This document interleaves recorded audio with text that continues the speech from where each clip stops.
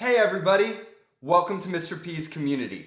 I'm Mr. P, and today we're going to talk about how to live a joyful life. And the secret is, it has little to do with your own happiness. Coming up on Mr. P's community. It's Mr. P's community. It's Mr. P's community. Welcome back to Mr. P's community. Now, in my short time here on this earth, I've realized many things. But one thing that I've truly learned is that most of my joy and happiness don't come from the things that I love to do, like going on a run, writing music, or eating pizza. In fact, a lot of my joy and happiness comes from serving, helping, and building up other people.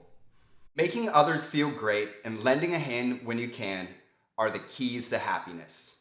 Whether it's making a simple homemade card to celebrate somebody's birthday, or cooking a meal for someone so they can relax and enjoy an evening, those are awesome ways to serve others and not only make those people feel great, but help you experience joyfulness and happiness as well. Now, you have to have the right attitude. That's the key to this whole thing. You have to have a serving attitude.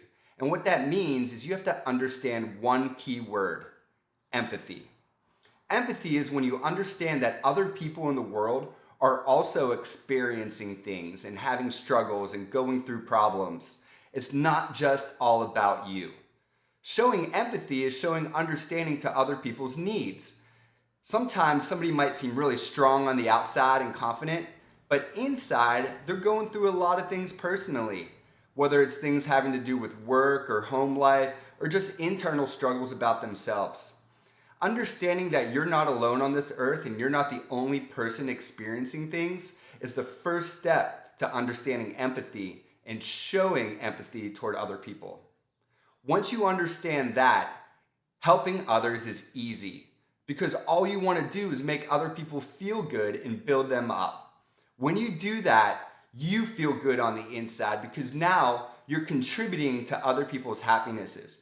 And that is so important. Today, I'm going to teach you a few ways to keep yourself in check so that you can serve and support other people. The first thing you can do is to give somebody a compliment. Many years ago, I had a mentor teacher who told me about the 5-to-1 rule. 5 compliments for every 1 criticism. Now, what does that all mean? Well, it means when you critique somebody or put them down, it weighs heavier on their soul than giving them a compliment and making them feel good. So every 1 time that you put somebody down or critique them or make them feel bad, about 5 to 6 compliments can kind of bring them back up to equal. So in order to kind of meet this rule or follow this rule, what I suggest you do is start your day off with compliments. Making somebody laugh, giving a compliment on how they look, or just that you're grateful that they're part of your family is a great way to make up for any time later in the day where maybe you accidentally critique them or make them feel bad. So the 5-to-1 rule, 5 compliments for every 1 criticism. Another way to make sure that you're being helpful and showing gratitude around the house is by following the old school tradition of think before you act, right?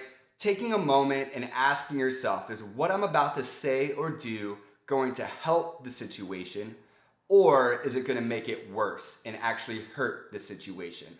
So in class, I like to teach my students to think, is what I'm about to do or say helpful or hurtful? By slowing yourself down and having these internal conversations with yourself before you act or say something, you can help reduce the amount of times that you put somebody down or make a situation worse. So put yourself in check. Ask yourself, is what I'm about to say or do helpful or hurtful? And if it's hurtful, don't do it. If it's helpful, by all means, go ahead and do it. Okay, my last tip is the most important one yet. We all make mistakes. It's a natural part of living.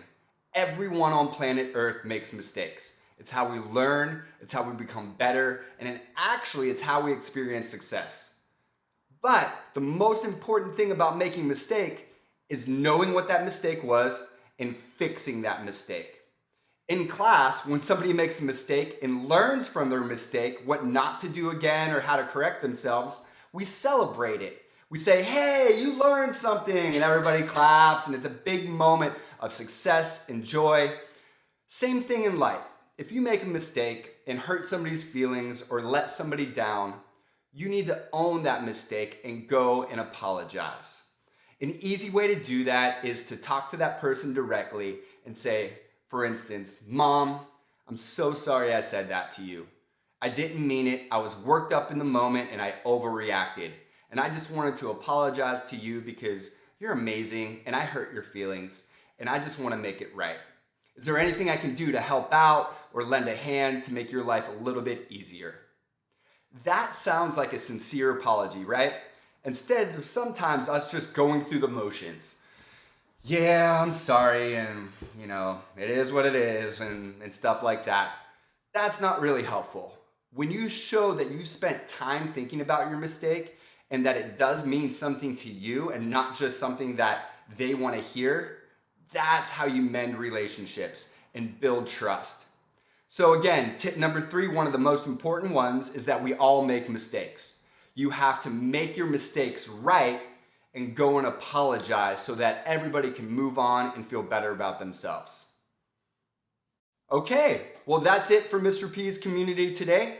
I hope you learned a lot about how to live a joyful life by serving and making others feel great about themselves. Remember the 5-to-1 rule, 5 compliments to 1 criticism. Don't forget to think before you act. Ask yourself, is it helpful or is it hurtful? And last but not least, own your mistakes. We all make them. You just got to make it right and apologize. Well, thanks for stopping by Mr. P's community. We always love to have you here. Hope you have a great day. Bye-bye.